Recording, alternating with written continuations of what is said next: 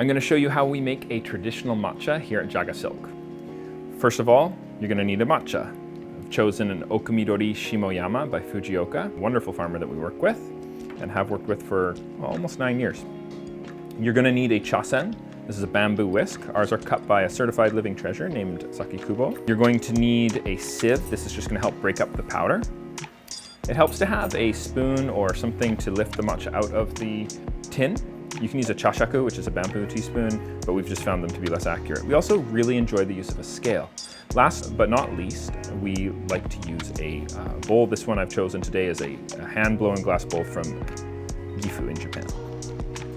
Process. You want to start by dosing. So you're going to dose 2 grams of matcha, and we're going to do basically a leveled off teaspoon. You want to not drive yourself crazy, so give yourself 0.1 gram of error. So anywhere from 1.9 to 2.1, you should be able to make a nice tasting matcha. But once you start getting into just leveled off teaspoons as a general rule, if you're not using a scale, you'll find that there can be massive differences between matchas and between days because of moisture buildup, coarseness changes, etc. We also like to use a temperature variable kettle. I set mine for 60 degrees if it's from Kyoto, like this selection is from.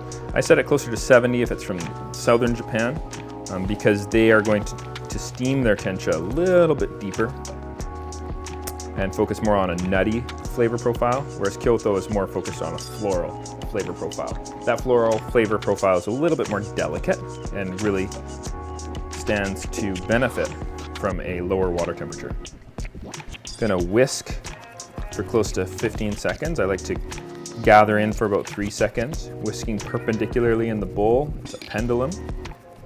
Tight fingers, loose wrist.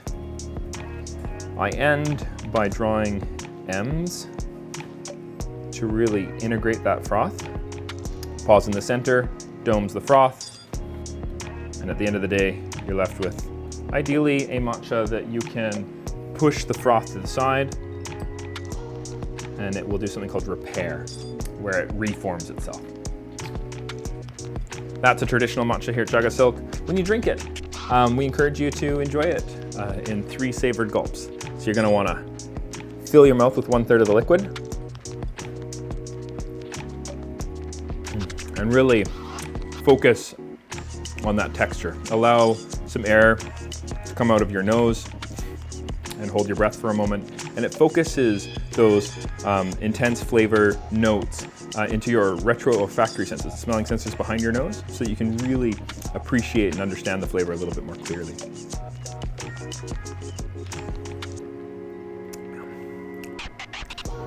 That's how we make a traditional matcha here at JagaSilk.